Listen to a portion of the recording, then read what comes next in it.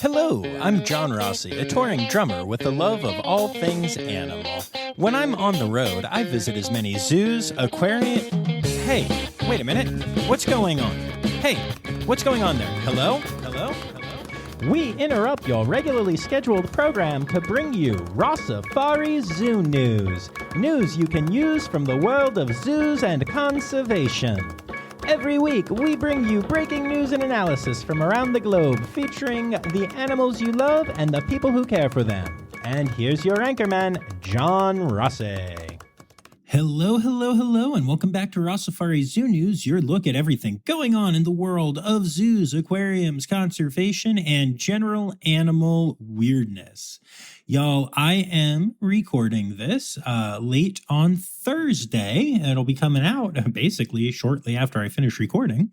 And I am at the start of another one of my little adventures.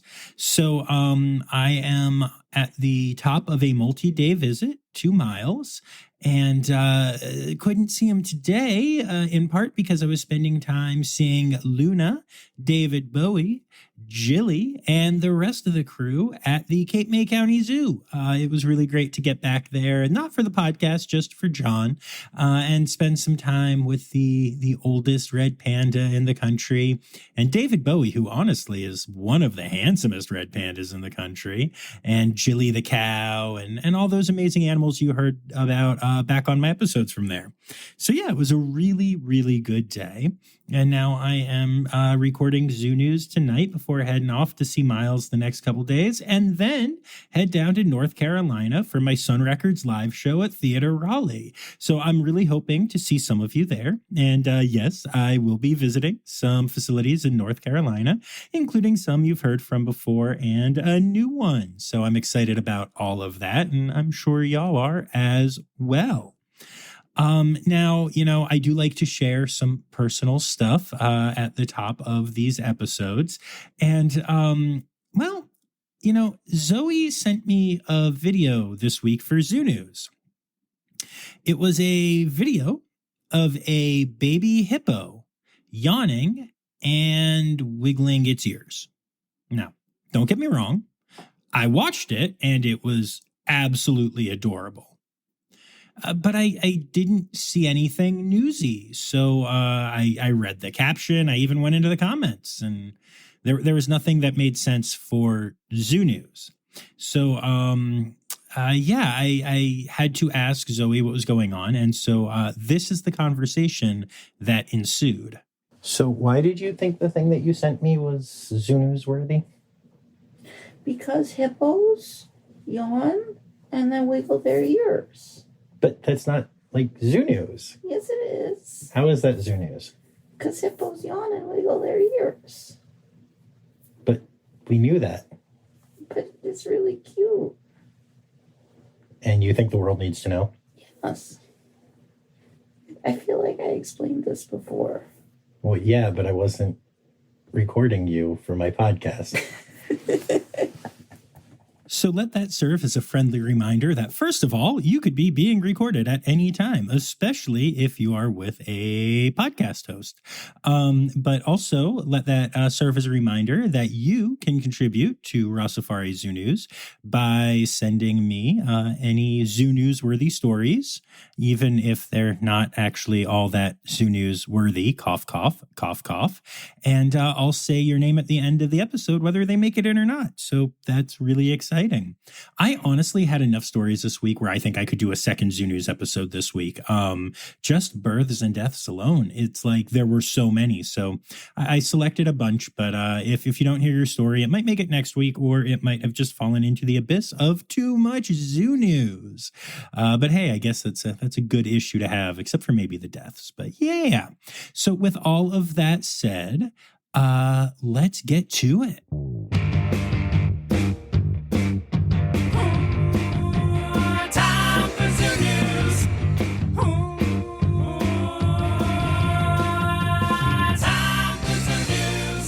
All right. So speaking of births, we're going to start there. And we're going to start with the Perth Zoo, which has announced a new arrival, a Goodfellows tree kangaroo, Joey. Woo! This Joey was actually born a while ago, as happens with marsupials, but is just now able to be announced because the little one is finally visible in Mum's pouch. I don't have more to say about this, really, but I wish I did because I really love talking about tree kangaroos. Don't y'all worry, though. We're going to have an episode coming up soon that has some of that. Little teaser. Anyway, moving on. The Palm Beach Zoo and Conservation Society has announced the birth of a new slothlet. The mother, Wilbur, gave birth in front of Kelly Fadd, the general curator at the zoo, and immediately took to being a great mother. As with most things in their lives, sloths will give birth while hanging upside down, and Wilbur immediately reached down, scooped the baby onto her body, and started helping the little slothlet nurse. Congrats to Wilbur, congrats to Kelly, the curator who got to see a sloth be born, and to the whole team at the Palm Beach Zoo and Conservation Society. The Living Desert has announced the birth of a giraffe calf, Girafflet. Despite the mom, Vicky Lou, being a first-time mom, she is very attentive and allowed the baby to nurse within the first hour of its birth. I'm always amazed at how quickly baby giraffes just become giraffes. It's like right away, and I get it. They have to. They're really tall and really yummy. I assume I've never actually, eaten giraffe, but to the predators out there, they're really tall and really yummy and pretty darn helpless at that age. So yeah, it all makes sense, but it's always amazing to me to see that. And then finally, in births this week, this is a really big one, y'all. The Prague Zoo in the Czech Republic has announced the first ever birth of a pangolin pup in human care in Europe. Now, this is a huge deal as breeding pangolins in human care is considered incredibly challenging. And a lot of the discussion about whether a population should be taken out of the wild to help preserve the species hits a major roadblock when confronted with the fact that breeding the species has not gone well. And so what that means is we'd have to keep taking animals out of the wild. Now, as most of you know, animals are generally not taken out of the wild for good zoos anymore, especially AZA zoos, unless there's a reason to, unless they are, injured, deemed non-releasable, that kind of thing.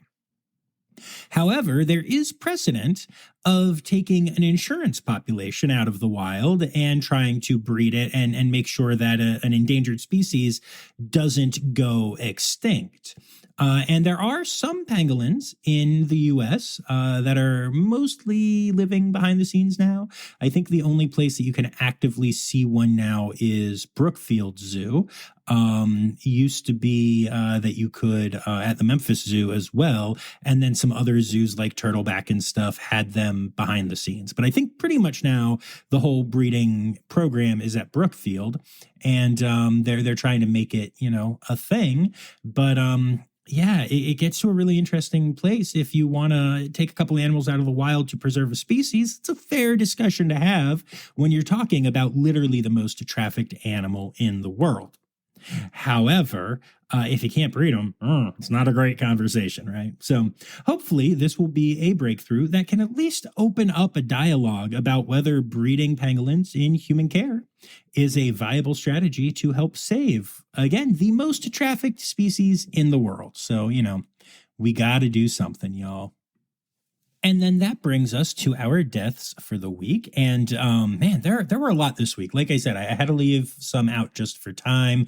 But it's actually crazy how each one of these animals has like a really amazing story. So we have to start this section this week by saying goodbye to Walnut, the white-naped crane who lived at Smithsonian's National Zoo's Front Royal campus and who passed away at the age of 42. Walnut is possibly the most famous white-naped crane ever, in large part because she chose a particularly surprising mate. Now, you may remember we talked about this on the pod before, but after trying multiple matches who she always attacked and wanted to stay away, at least the ones of her own species, she chose her one keeper, Chris Crow. Now, that's Crow with an E at the end. They didn't hire a bird as a keeper, though I guess that would still work for being called a bird keeper, but I digress.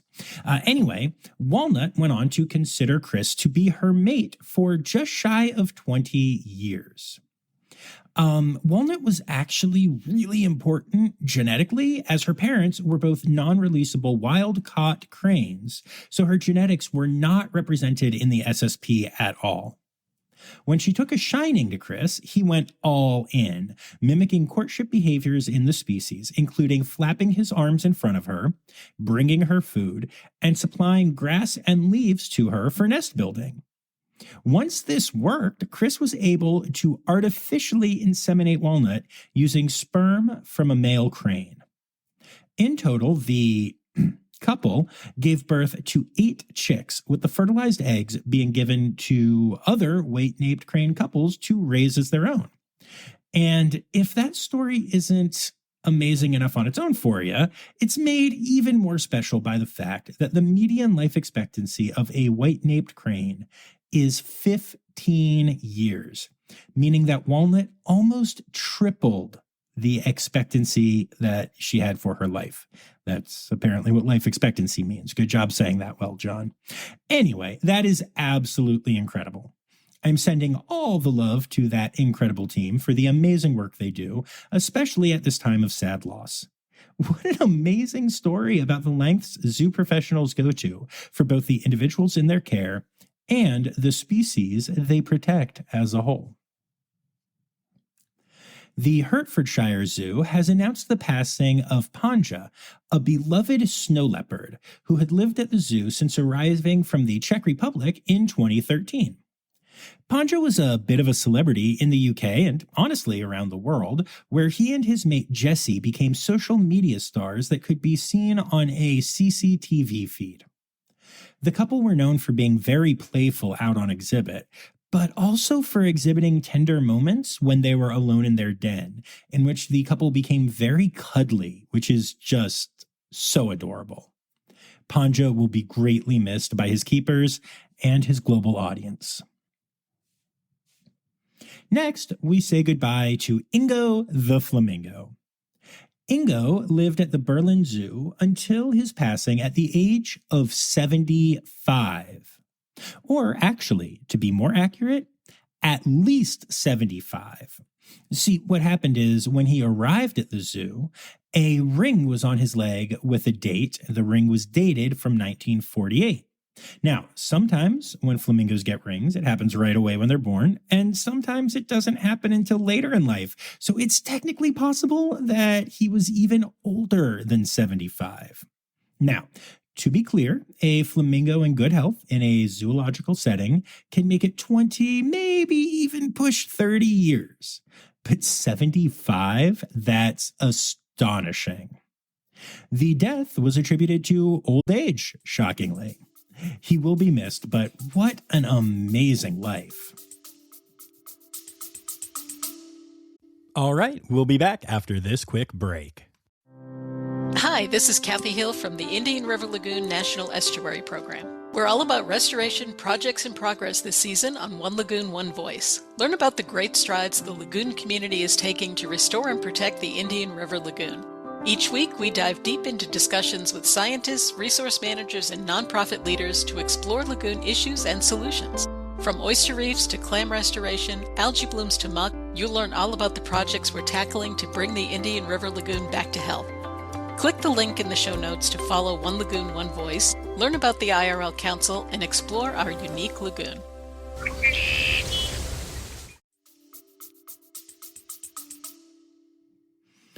And then last but not least in this section, the El Paso Zoo has said goodbye to Savannah, an Asian elephant who was 71 years old.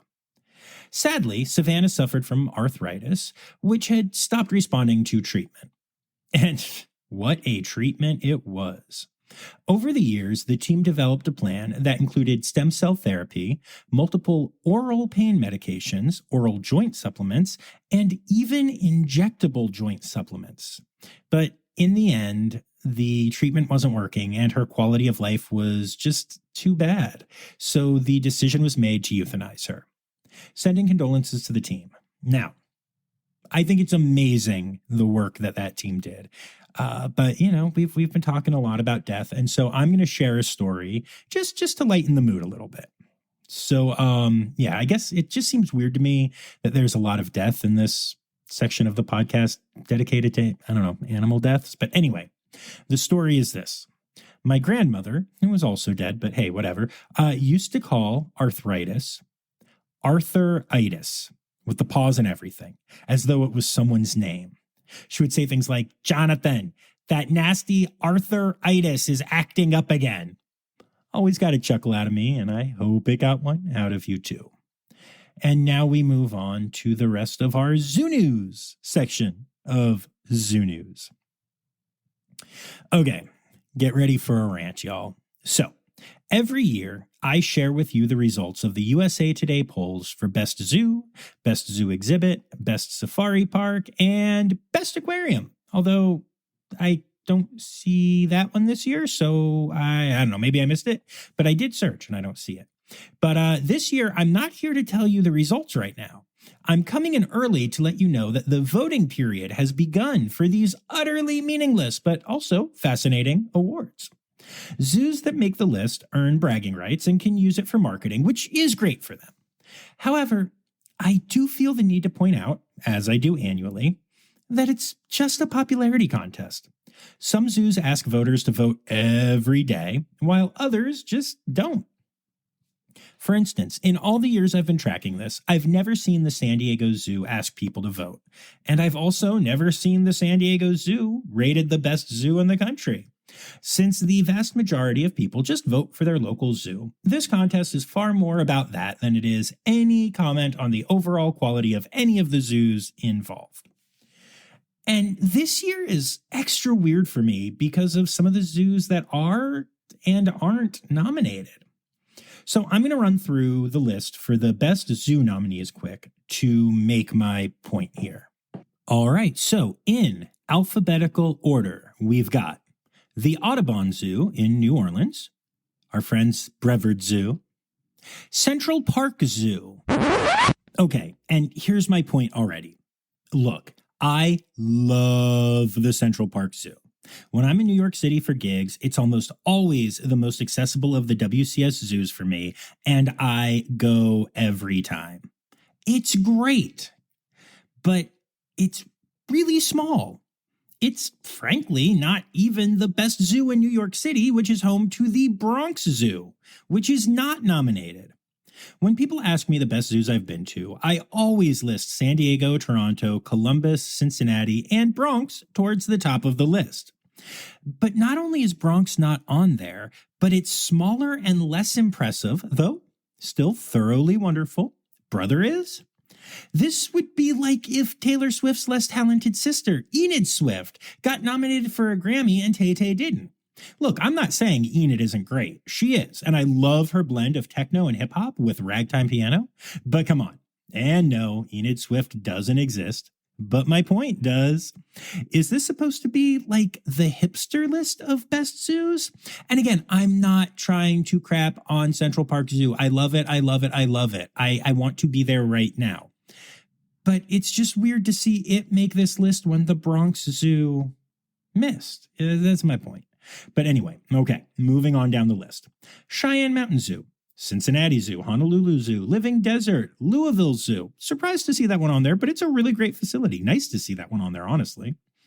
The Minnesota Zoo, the North Carolina Zoo, Oakland Zoo, Omaha's Henry Dorley Zoo, Rolling Hills Zoo. Wait, what? Who? Okay, so here's another zoo that is on this list that has me scratching my head. Apparently, this zoo lives in Salina, Kansas, and it is an AZA-accredited zoo, so that's awesome. I went to their website, and they have tigers and lions, snow leopards, all kinds of cool stuff. Okay, so actually, this may be a truly great zoo. I don't know. Actually, I'm not going to lie. I want to go and see it. But again, I doubt it's a better zoo than Bronx, and it's not on the list. Neither is the Columbus Zoo, and I doubt it's better than the Columbus Zoo. So I was surprised to see a name that I don't know and I've never heard from any of my zoo friends before. But I want to come see you, Rolling Hills Zoo. So, like, again, please don't be insulted. I hope I'm not burning bridges with this. I'm just trying to make a point here. But yeah, the list goes on with St. Louis, San Antonio, San Diego, and then gets to Seneca Park Zoo. Again, another truly wonderful zoo that I love to visit. But it's not the Columbus Zoo. It's not the Bronx Zoo. I was going to say it's not the Toronto Zoo, but these are the best zoos in the United States. And I realized how stupid that would sound, but you get my point. Anyway, this list ends with Woodland Park Zoo, Zoo Boise, and Zoo Montana. So first, and despite my cynicism here, I truly, truly mean this. Congratulations to every zoo that is nominated. But also to those listening who have a grasp of the different zoos across the country, do you see why I'm skeptical of this entire process? Some of this stuff just doesn't make a ton of sense to me. Too many amazing zoos that aren't even in the running, and too many head scratchers for me to take it seriously. But of course, I will be letting y'all know the results because it is still newsworthy. And while I won't run down the list of best safari parks that are nominated or the zoo exhibits right now, I will say that those lists have some head-scratching entries as well. For instance, the Great Ape House at the National Zoo is listed as one of the best exhibits in the country. And look, I truly love the Smithsonian National Zoo. I actually know a couple of keepers in the Great Ape House, and I love it. I've even had the privilege of spending time behind the scenes there, and it is amazing to see the work they do and the bonds the keepers have with their animals. But one of the top 20 nominated exhibits in the country? I don't think it's one of the top couple exhibits at the National Zoo. So yeah, my point here is feel free to vote for any of this stuff if you want to help your favorite zoo have some promotional material and bragging rights, and I'll let you know the winners when they are announced. But I feel like I had to let you know what the process looks like so that when the results do drop, you understand what you're seeing and what you're not seeing.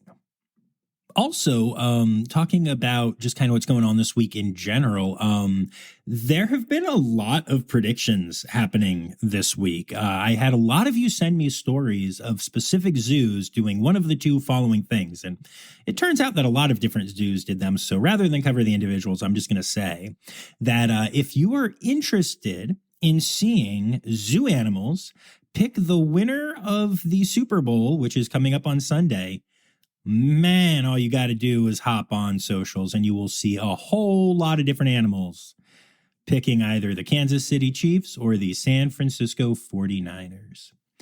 And going along with those predictions, this week was also Groundhog Day, and more zoos every year are choosing to have their own animals see if they see their shadows and make a big deal out of it. And, most of these zoos don't have groundhogs, so they use different animals. There are all kinds of different ones, but it makes for some cute viral content. So if you want to go check that out, again, go check out just any and all zoo social media pages, and you will probably find some animals picking the Super Bowl winners and some animals telling you whether we're going to have a lot more winter or a quickly oncoming spring. The actual groundhog, Punxsutawney Phil, did say that spring will be coming early this year. So I don't really believe in rodent prognostication, but in this case, I'll take it. All right, so this next story comes to us from the Big Cat Sanctuary in Smarden in the United Kingdom. You know, good old Smarden, known to us all for, well, according to its Wikipedia page, it has a butcher shop.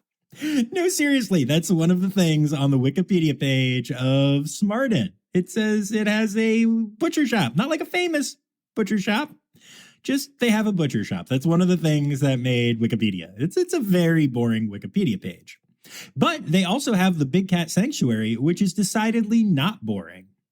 The sanctuary is home to Zaya, a female snow leopard cub. Now, back in the middle of January, keepers at the zoo noticed that Zaya was often keeping her left eye closed. Snow leopards are notorious for having issues with their eyes, both in the wild and in human care. When her eye was open, keepers noticed that it was discolored, which they spell with an unnecessary U because the story takes place in the UK, but we still love them. Anyway, when the vets examined the eye, they immediately started her on a treatment plan of pain meds, antibiotics, and eye drops, which had to be administered 6 times a day to a snow leopard. And this is why training is so important, y'all. The treatment plan seemed to work well for a while, but then the condition started to worsen, at which point the vet team stepped in again. Under anesthesia, the team discovered that her left cornea had a significant amount of infection in it, going as deep as the middle of her eye. While this would normally lead to removing the eye to save the animal, the team actually believed they might be able to intervene surgically in a way that would save the eye and even preserve the snow leopard's sight in the eye. The team created a graft from a healthy area of the cornea and then set the graft aside, as one does, I suppose. They then removed the infected tissue from the front half of the cornea and then went in deeper, removing the tissue in the center of the eye that was infected as well. When this was done, they patched the eye with the graft they had made and secured it with 40 stitches. My mind is blown at this incredible effort. And I know what you're wondering, which is, well, did it work? We don't know yet. We truly don't. Samples of the infected tissue were sent to a lab where it was discovered that it was fungal in nature, which could lead to issues even if all of the infection was properly removed. Zaya is still receiving intense medication and eye drops to help with the healing, and now the team and all of us wait with bated breath to find out whether the surgery was a success or not. Either way, what an incredible effort for this little snow leopard. A flight attendant on an Alaska Airlines flight recently helped save some zoo animals. A zoo official was transporting some Chilean flamingo eggs from Zoo Atlanta to Woodland Park Zoo, and they realized the incubator had stopped working. Unsure of what else to do, the official hit the call button, and when the flight attendant showed up, she asked her what they could do to keep the eggs warm. The flight attendant went to the gallery, found some rubber gloves, and filled them with warm water. These were wrapped around the eggs, and guests sitting around the person from the zoo chipped in, offering up coats, scarves, and hats to keep the eggs warm. Now, this story happened months ago, but it is only now getting publicity because the efforts worked. The flamingos have hatched at Woodland Park Zoo, and the flight attendant was invited there, where they got a private tour of the zoo and a meet and greet with the chicks they saved. The zoo even named one of the chicks Sunny after the granddaughter of the flight attendant, who also got to come and attend the zoo tour day. So what an amazing story all around. We recently discussed the birth of an okapi at Disney's Animal Kingdom. Well, they have announced the name of the little okaplet, and I think it's worth sharing. He has been named Elijah after a member of the horticulture department at Animal Kingdom who has worked at Disney since 1973 and who started at Animal Kingdom when it opened all the way back in 1998. Elijah the human is in charge of maintaining all of the habitats at Animal Kingdom, and now Elijah the okapi is named after him. I just love this little story. You know what they say, an okapi is a wish your heart makes. Or something. Our friends at the Naples Zoo have announced that their new Alligator Bay Boardwalk is open. This is a brand new area that makes visibility for the 3 p.m. alligator feedings way better for the guests. Now, I know people have been missing those feedings while this remodel was done, so this is really exciting news. And hey, if you're newer to the podcast, please make sure you go back and listen to my episode with Vittoria Vitari and Scott Johnson of the Naples Zoo, where you can hear all about the incredible alligator feeding and even my thoughts watching from behind the scenes. It was pretty intense, y'all. Zoo Atlanta is cashing in on 2 crazes at once, and you can get a cool shirt out of the deal. They have announced a limited run of a Zoo Atlanta The Panda Bears shirt, modeled after Taylor Swift's Eras Tour poster and merch. The limited edition t-shirt starts at $48.99, with hoodies and other fits available at higher prices. These things are selling incredibly fast, so hop onto the Zoo Atlanta socials to secure yours. And then last but not least, in the Zoo News segment this week, the Smithsonian's National Zoo has announced an interesting naming contest. There are 2 new residents at the small mammal house, cotton-top tamarins. They came from another facility and are adults, but this isn't a renaming thing. Instead, you can help name these monkeys for the first time because they came from a facility where they were not given names. There are actually still zoos that don't name their animals, even in the AZA, I think that it makes them seem more like pets than wild animals if they have names. While I'm not, 100% sure that that's the reason that the tamarins here were not named, it is possible. But I'm telling this story in part because, hey, naming contests are always fun, but also it's worth mentioning because the zoo has gotten a good number of negative comments on the contest announcement on social media, saying that zoos need to stop renaming animals when they travel from facility to facility. And that is not what is happening in this case.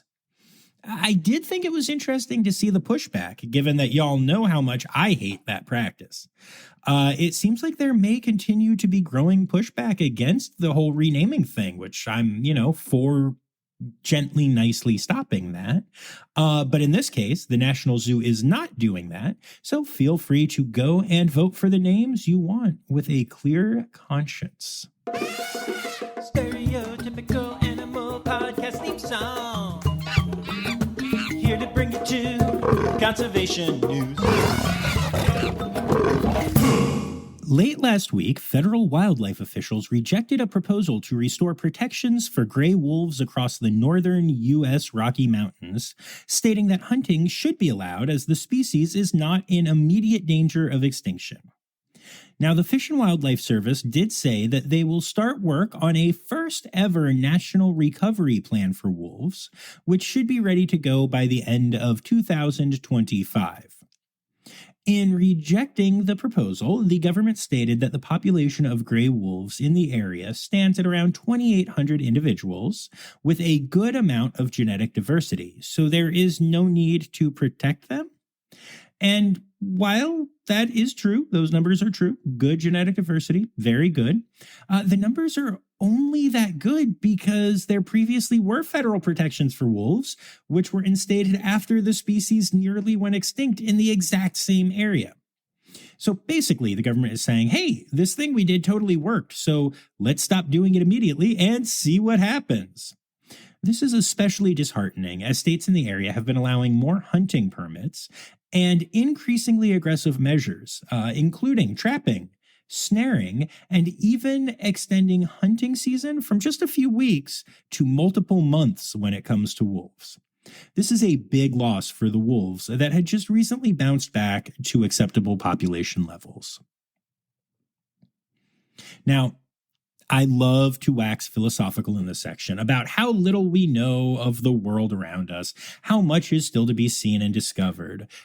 But I have to admit, even I was taken aback by this story. A baby great white shark was recently seen by some scientists who photographed it. And this is the first time anyone has ever photographed a baby great white. In fact, it's the first time there has ever been a record of anyone even seeing a baby great white shark. Crazy. And to be clear, the correct term for this animal is great white sharklet. No, I'm kidding. The truth is, it's actually just called a white shark. There is no such thing as a great white shark, at least according to science, but that's what most of us know them as, so I had to lead with that terminology. Now, the sharklet in question was pure white, unlike the adults, which are gray on top and white underneath, and it appeared to be shedding the pure white layer.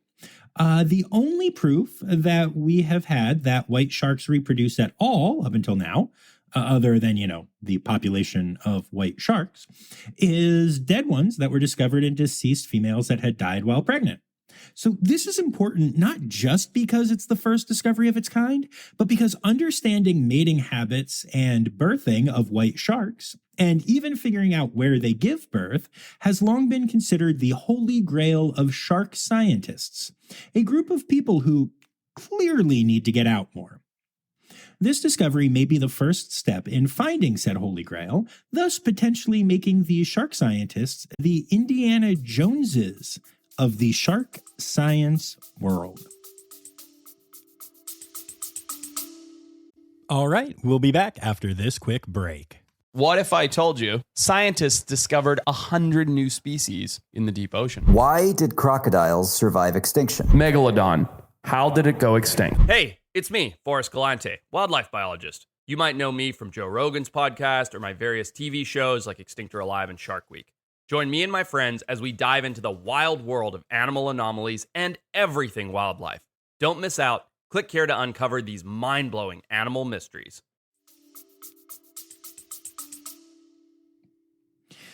And the 27th annual Backyard Bird Count, sponsored by Audubon, will be running from February 16th through the 19th this year.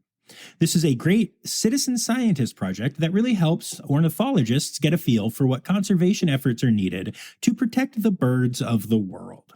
You can sign up to help by going to birdcount.org. It's time for other news. It's time for other news. Hey, now, right now, it's time. It's time for other news. Hey, it's a segue to the podcast other news.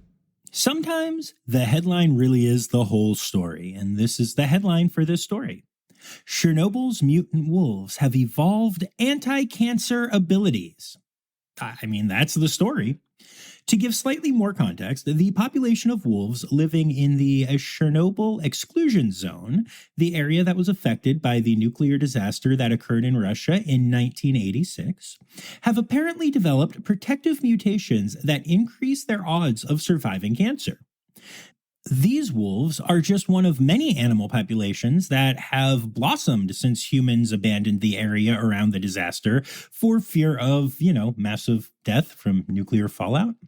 It is noteworthy that these animals are surviving and thriving, as most of the species are about as well equipped to handle radiation poisoning normally as humans are. I guess you could argue that this is scientific proof that humans are literally more toxic to animals than radiation, like nuclear fallout. Think about that for a second. Yikes. But yeah, so the fact that these animals are doing well is what brought researchers to the area, trying to figure out how these animals are doing the thing and living in such an uninhabitable area. The studies show that the wolves are exposed to 11.28 millirem of radiation every single day, which is over 6 times the legal limit for human workers.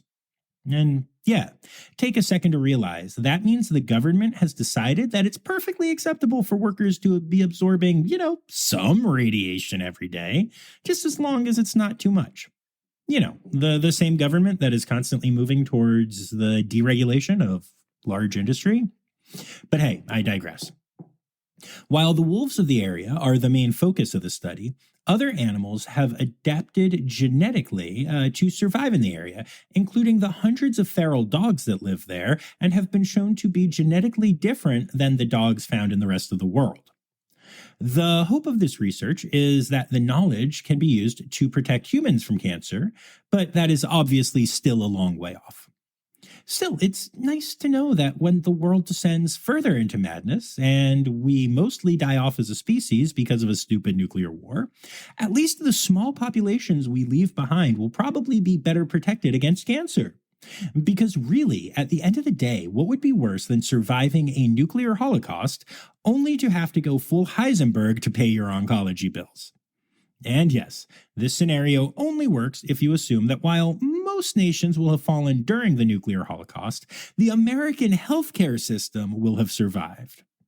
But I mean, hey, we've all been told that cockroaches survive a nuclear holocaust, haven't we? And last but not least this week, we've talked about the fact that many zoos will let you symbolically name a cricket, roach, veggie, or something else that is edible after an X, and then have it fed to an animal. Well, this year, some shelters and dog and cat rescues are taking this concept to a whole new level. Why feed an X to an animal when you can symbolically spay or neuter said X? That's right. These facilities are letting people pay the price of a spay or neuter to have it done in the name of their X, which is some really incredible marketing. I am all about this level of pettiness when it leads to helping to control the feral cat and dog population. So if you'd like to symbolically spay or neuter an X, or maybe just a podcast host who has dropped one too many jokes into his Zoo News episode this week, find your local shelter that is taking part in this initiative and get it done. Animal, animal, animal holidays. Animal, animal, animal holidays. All right, so February is many animal months, including National Bird Feeding Month, International Hoof Care Month, Fishing Cat February, and Adopt a Rescue Rabbit Month. Then for our individual days, we start with February 10th, which is the Chinese New Year, and this year is the Year of the Dragon. February 11th is the Super Bowl, which is also known as the Superb Owl Day. The 13th is Love Hornbill's Day. The 14th is Valentine's Day, Zoe's birthday, and World Bonobo Day. And the 15th is National Hippo Day. And those are your animal holidays for the week.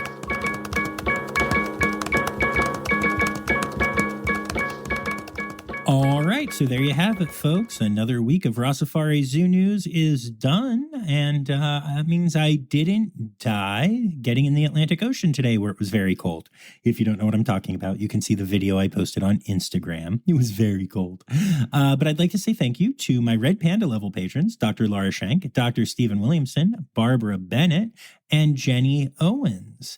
I'd like to say thank you to all of my patrons and remind you that you can support the pod for as little as $3 a month by going to patreon.com/Rossifari. I'd also like to say thank you to everyone who contributed to this week's Zoo News episode.